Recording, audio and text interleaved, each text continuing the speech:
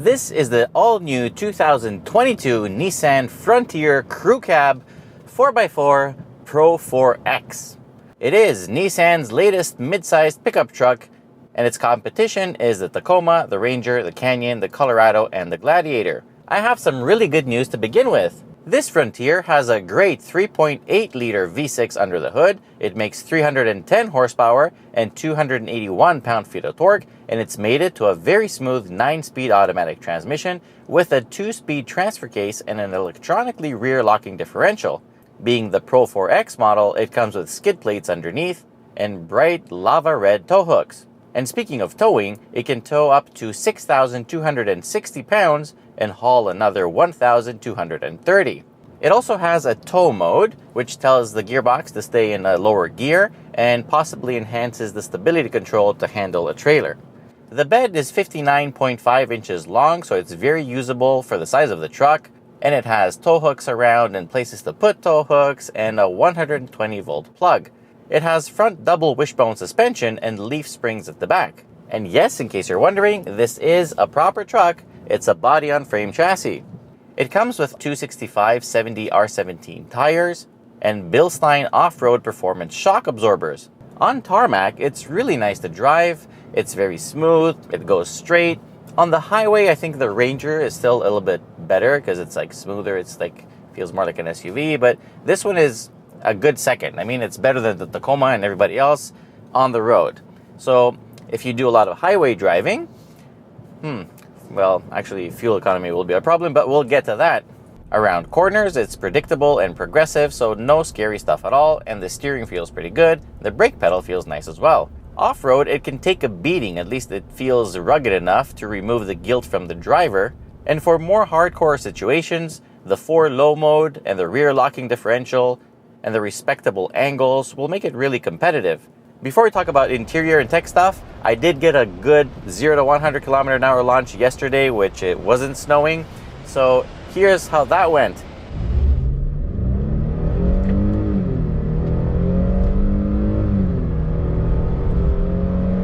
So it took 8 seconds flat, which is pretty good.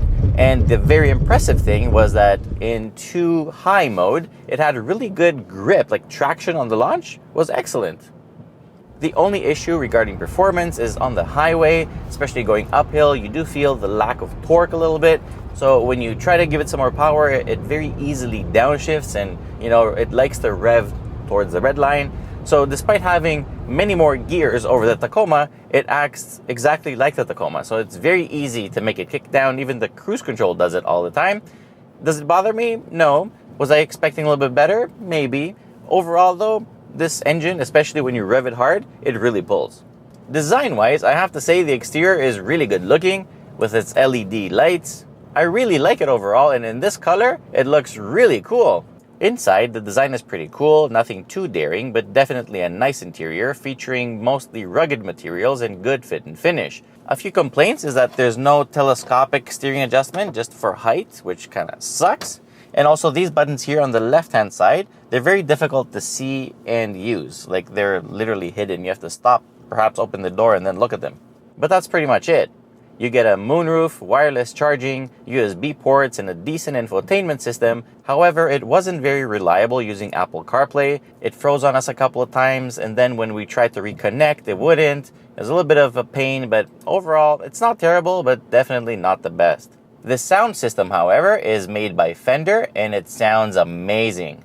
The front seats look good, they support the body very well, and they're comfortable over longer trips. The rear seats also have decent legroom and headroom, so no complaints there either. Now, fuel economy will be a little bit of a problem.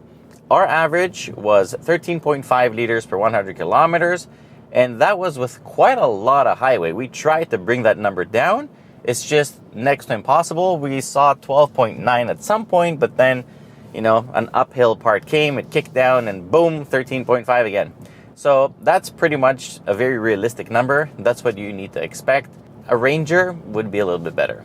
It has adaptive cruise control that works very well. It has lane departure vibration, and it also has blind spot monitor and a very blurry backup camera. Prices in Canada start just under $40,000 for the King Cab models. Our tester came in at $47,498, which is really good if you ask me.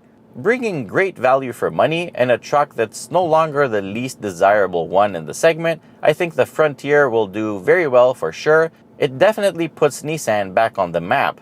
For me personally, I really like the Ranger because it's very smooth and very capable at the same time. So I think because of the turbo engine also, I would still probably prefer the Ranger. But this is an easy second for me. Like, I'd take this over anything else in the segment. So very good job, Nissan. I really like this. What can I say? Go test drive one. They're awesome. So that's pretty much it for the 2022 Nissan Frontier Pro-4X with a crew cab. If you like this video, please remember to share it with your friends. Press like if you liked it. Subscribe to the channel. It's really important for us. Most importantly, till next time, stay nice and warm because look at the snow. Whenever you're watching this, I don't know. See you later. Be well. Perfect.